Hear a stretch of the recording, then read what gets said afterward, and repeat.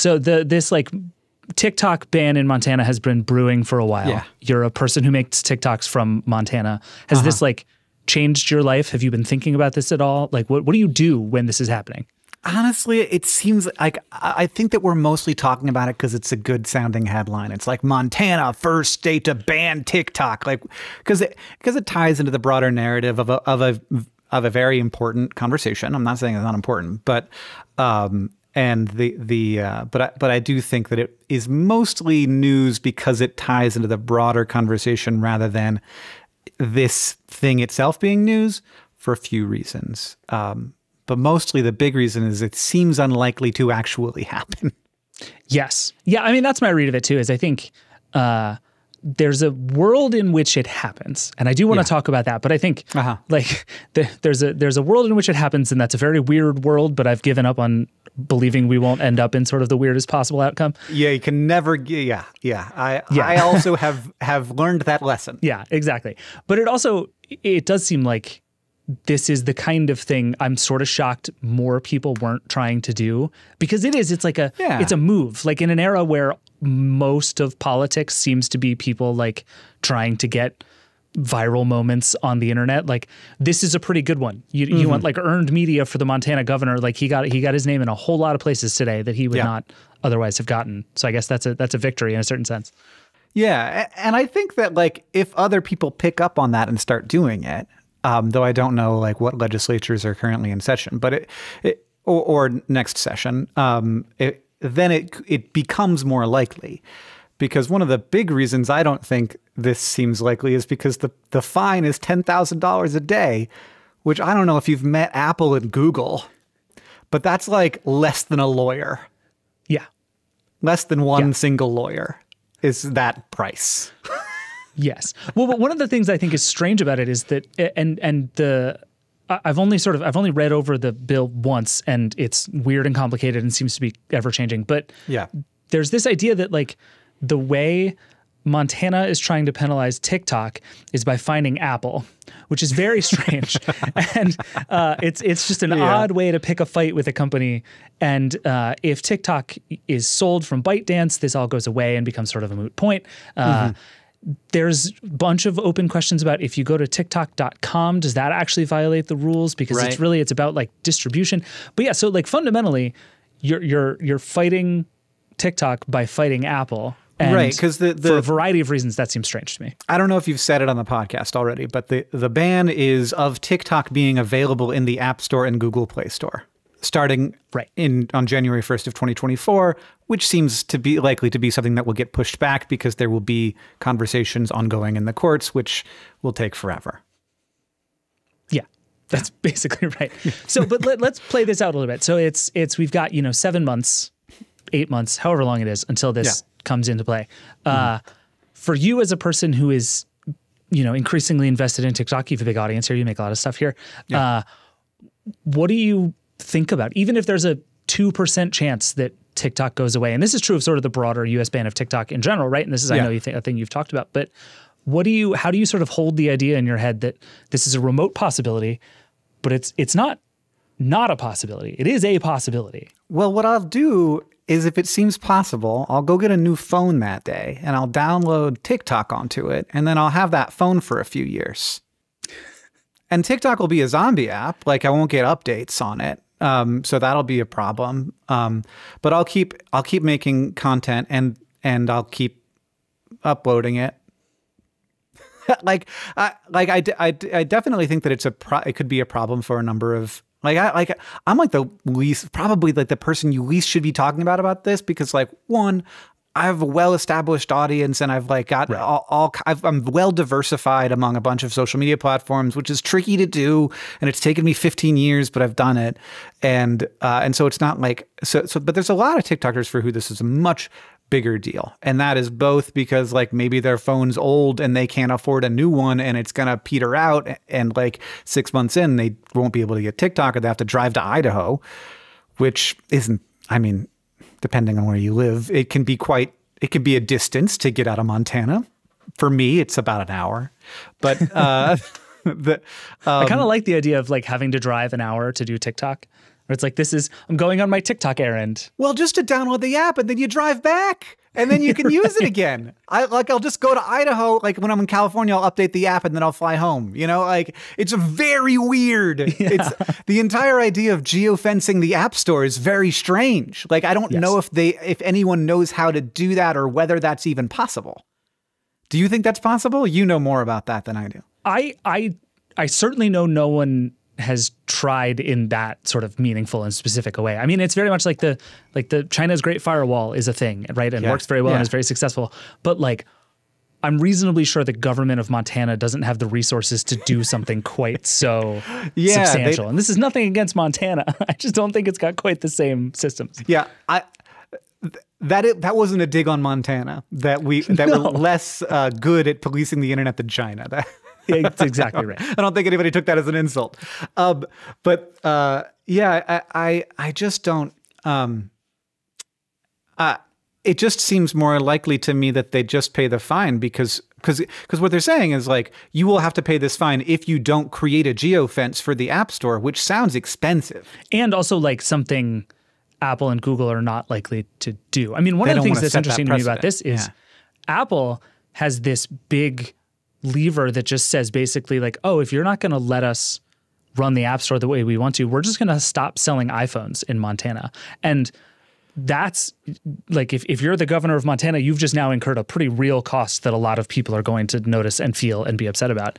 And if Google does the same thing, like you're just going to not sell smartphones in the state of Montana anymore. And that's going to get pretty weird for a lot of people in Montana who are not going to like that setup very much, I don't think. Yeah, I mean, I think if we gamed it out, the biggest impact would be, as always with things like this, on creators who have the least. And there's lots of really valuable perspectives in Montana that I would not want to be unavailable on the TikTok platform. And I wouldn't want them to be unavailable on any platform that the majority, that a large percentage of Americans are using. So yeah, I mean, that's bad, and I think that that's a reason why you could definitely. I hope you talk to somebody who knows about the law, because that's not me. But it does seem to be somewhat. Whether or not it's illegal, I can't say, but I can say that it doesn't seem to be in line with the values of the nation. Fair, yeah. I think if it makes you feel any better, even the lawyers we've talked to, they don't know either. Okay. Which is part of why I think this is such an interesting moment, because it's a series of weird, untested things that no one has ever had to answer before. And it's like, is it likely to get through, even if you consider sort of each one of these hurdles a toss-up, is it likely to get through every single toss-up? Probably not. But again, like, never rule out the weirdest outcome. This is the world we live in now. Totally. Who's to say? So, but back to what you were saying about sort of being a diversified creator who's a little less worried about it than most. Like, what do you say to those people? I'm sure a lot of them ask you, like, Hank, what am I going to do if TikTok gets banned? What do you tell those people? Like, go, find a time machine, go back 15 years, and make this thing called SciShow. It's pretty cool. It'll work really well for you. I mean, it's the same conversation that I have all the time. Like, people, for completely different reasons. People lose their TikTok accounts all the time. Right. TikTok is a very weirdly moderated place. People lose accounts with millions of followers, and there is no recourse. There's no person to email. There's nothing you can do. I'm a person, I know V Papas and I go back a bit, and if a friend of mine says to me, Hank, my TikTok account got banned for no good reason. They said I was 13, but I'm a 45-year-old man, or something like seriously. Sure. Like, there's no one I can email to fix that. And so I don't this is a weird,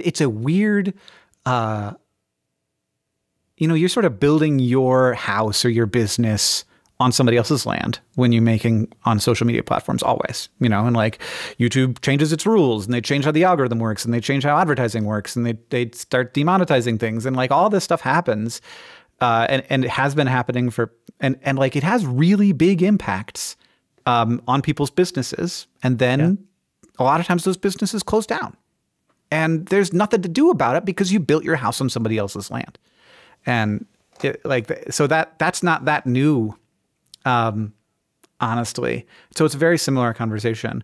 I do say to all creators all the time, try and develop close, direct connections with your audience, whether that's through newsletters or through Patreon or those are two of the really good ways to do it. And also diversify across platforms if you can. But that's very hard to do. TikTok is brutal when it comes to not giving reach to content that isn't purely entertaining. And so you have to find ways to market that message that gets the same like watch through and view to like ratios, et cetera. And the moment that you drop even a little bit below normal, or like people end a viewing session on your video, you just get punished for that, like viewership wise, so dramatically that it's so hard to take an audience off of TikTok. Yeah, no, I think that's right. And I think it's interesting to me that like the way you describe it is even as it becomes more work, TikTok is still worth the effort. And like I just can't stop thinking about this thing you brought up where like there is definitely going to be, if this all comes out the way that it might, there's going to be like a black market for phones that have TikTok installed. And like, that's insane. What a bizarre world to live in. But that's real. It's going to happen. No, I mean, there's a black market for driving to Wyoming. Like, well, that too. Like, I don't know, like, how does the geofence work? It's not like on the individual phone, I wouldn't think. I'd think it would be based in like VPNs and I don't know. It seems like there's going to be ways to get around it. But I do like the idea of the black market TikTok phone where I'm like scrounging around. I'm on Craigslist being like, I'm Hank Green. I'll pay $10,000 for a TikTok phone.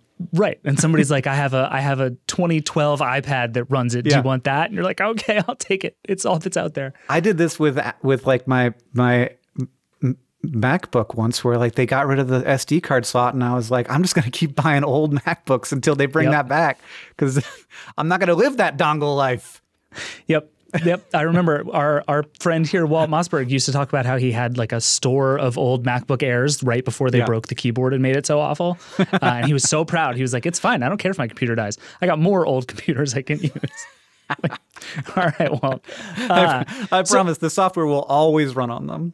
Oh, yeah. It's no problem whatsoever. But at what point does it become not worth the trouble? Because it seems like part of all of this is just to make TikTok harder and more annoying, and if you can sort of make it frustrating for people to use, maybe they'll leave. But what does that point look like? I mean, it's going to be really different for different people. Like, for example, for me, my audience, I have a great kind of content for YouTube Shorts. Like, people on YouTube like the kind of content that I make. But like TikTok is very culturally different. And the thing that we don't do a good job of understanding is that social media platforms are not the code. They are not the algorithm. They are the culture the cultures that exist there. And so, and like, there are ways that the platform influences the culture and the ways that the culture influences the platform. And it's much more complicated than we tend to give it credit for. And you can't recreate that culture. It's like trying to take, the Gilman Street punk scene and move it to Boise. Like, it's just not going to happen. And like, if it becomes much easier and better to use YouTube Shorts and much harder and worse to use TikTok, what that will create is new cultures on YouTube Shorts, but it will not be a direct port. It will be a moment of cultural destruction, which is like a big deal. And I don't think that we give it credit for the bigness of that part of the deal, that it is just culture is important. And it's a very strange thing I don't think that the people writing these laws have any idea the impact that they could have. Yeah, I think that's right. And I do think there's a sense that you can kind of rip and replace TikTok with Instagram Reels or YouTube Shorts or Snapchat Spotlight, like that any vertical video is sort of replaceable and it's just all about where we focus people's eyeballs. And in a funny way, what having all of these options has proven is that they are completely different places despite having like functionally the same aesthetic and tool set. Yeah. They just sprout different things. And I think you're exactly right that like what we will lose is TikTok. Like there's no porting TikTok to somewhere else. Like TikTok either exists or dies and there's really no other option. Yeah, which is why I had this controversial tweet a while ago where I said that the thing that makes this whole thing super otherworldly is that TikTok is banned in China. And which is true. And a lot of people came for me and they were like, no, they have their own version of TikTok. It's called Douyin. And I'm like, yeah, I know. It's not TikTok. Like, you can't see my videos on it. It doesn't have any of the same cultures. Like, we have YouTube Shorts, which is not, it's not the same thing. And I got Snopesed about it and they said, like, in the middle. Like, and I'm like, no, I'm right. TikTok is banned in China. They don't have it. Yeah. Yeah. But that is a very weird part of this. Always an honor to get Snopesed, though. So it's you got to do what you got to do, I suppose. All right. Well, I should let you go here. But anything else on your mind? Like, what are you thinking about just in the next couple of weeks? Like, nothing's going to change immediately. This is all about to get really weird. Is this even on your mind for the next little while? It's not really, though I've got like a bunch of other important things going on in my life. But one thing that has been running through my mind is this post that Zay Frank made on his YouTube community page about the serious detrimental impact that short form swipeable video has had on the creator economy in total, which is not about TikTok specifically, but it's about all of this stuff. It's very critical of Neil Mohan. And I don't know that I agree on that point because, like, I don't know what you can do if you're YouTube, if you just like let yourself get blockbustered and say, okay, take the market share away. So I think that it's probably ultimately the right call to be engaging in that space. But I do think that it is true that creators lose a lot of power in the transition to swipeable video. And I hope to not lose the good and deeper relationship and community building that has happened in, long form video, that you choose which video you watch rather than someone chooses for you which video you watch. So check that out. It's really good.